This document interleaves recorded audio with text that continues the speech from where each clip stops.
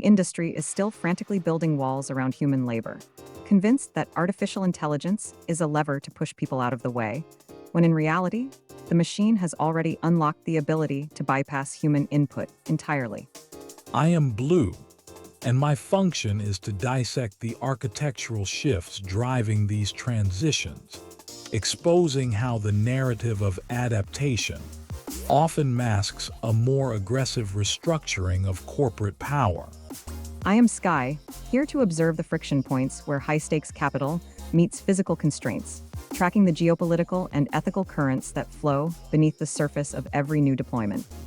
This specific moment matters because the binary choice CEOs are selling you, adapt or be fired, is a deliberate distraction designed to keep you focused on individual upskilling, while the infrastructure around you automates the very workflows you are trying to learn.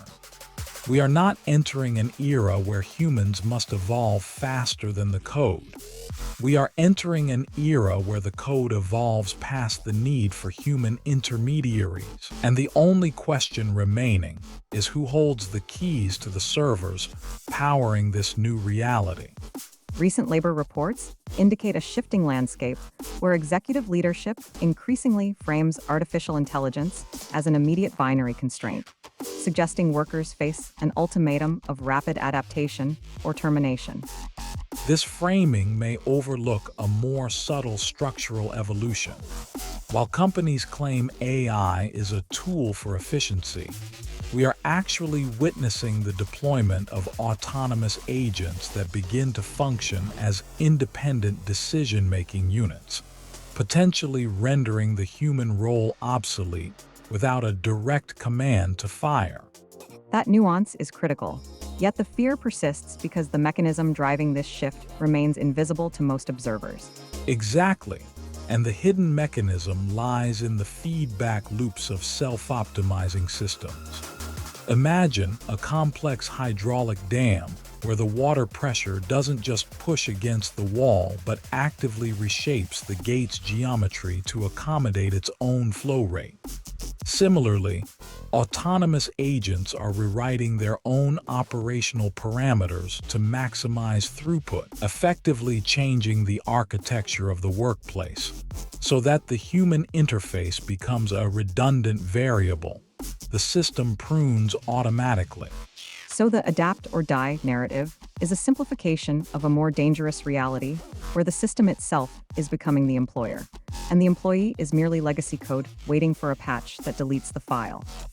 We've already seen this in early implementations of supply chain logistics, where algorithms began rerouting shipments and canceling orders based on predictive models that excluded human negotiation entirely, creating a situation where job losses occurred not due to performance reviews, but because the agent determined the human node was inefficient compared to its own simulated output. That concrete example grounds the theoretical risk in a tangible operational shift, confirming that the transition to autonomous agents is not a future possibility, but an active, self-correcting process occurring now. The takeaway is to reframe the current corporate anxiety not as a choice between learning new tools or leaving, but as a recognition that the definition of work is being silently recompiled by systems that prioritize algorithmic continuity over human presence. We're starting to see the old Chatbot label feel a bit sticky, like trying to call a submarine a water boat. It's not that the tech stopped working, but the expectation has shifted from a passive encyclopedia to an active operator. That's a fair point about the label, but I think you're underselling the friction right now. Many organizations are still treating this like a fancy autocomplete feature, expecting it to just know their context without actually being given permissions or structured data. The shift isn't just semantic. It's about moving from a read-only dashboard to a system with the keys to the kingdom.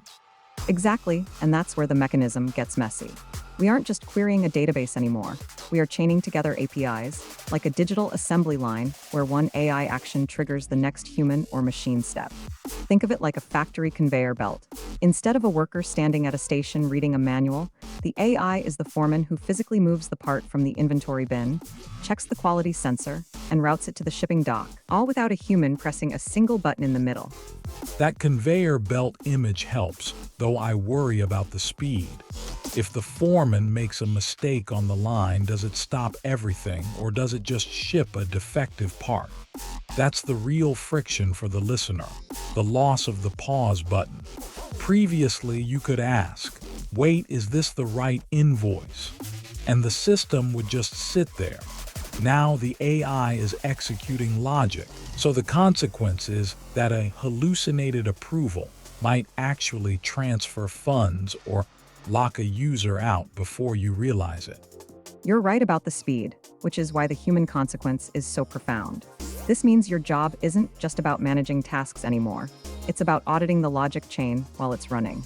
If you used to spend your day manually closing tickets and typing status updates, the new reality is that you are suddenly the exception handler for a system that can close 90% of tickets in seconds. Your value shifts from doing the work to defining the rules the AI is allowed to break. And that rule definition is harder than it sounds because the AI is now navigating the entire stack, not just your specific department. It means you need to understand how your CRM talks to your ERP, or you're flying blind.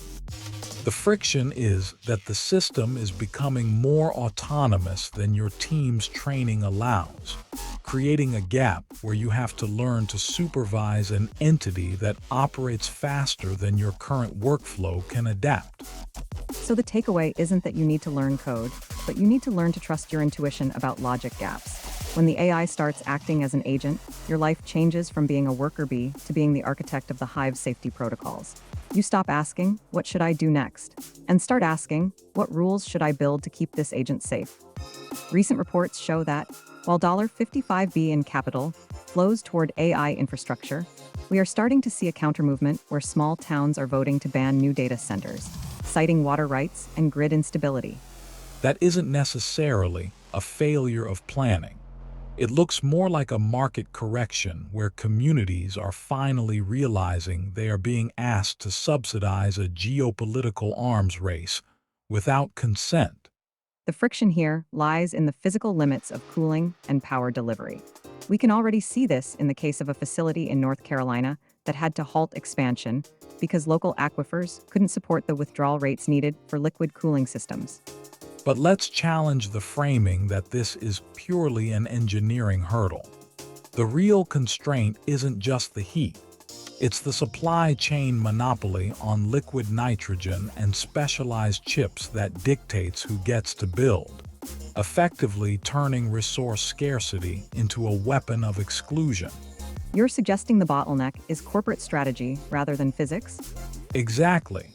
It's not about physics stopping us. It's about capital choosing to ignore physics until the cost becomes unbearable for the locals who host the machines. So the benefit of cheap energy access is actually a trap for the host community, right? That is the reversal. We thought we were building a cloud of infinite compute, but we are actually constructing a physical fortress where only those with the capital to bypass local regulations can enter, leaving the rest to deal with the waste heat and water depletion. It's as if the internet is being built on a foundation of borrowed energy that is slowly collapsing under its own weight, much like a suspension bridge where the cables are made of temporary scaffolding instead of steel. Precisely. The scaffolding will eventually snap, and the people living beneath the bridge won't have a say in when it happens. Reframe the data center not as a temple of knowledge, but as a high-stakes geopolitical gamble, where the future is built on the backs of communities that never agreed to the terms of the contract. As we step away from the two-option trap, remember that the path out of obsolescence begins with leaders choosing growth over control. This is MonkeyByte, built by AI, questioning AI. If you found value in this exploration of the future of work, Please hit the like and subscribe buttons to support the channel.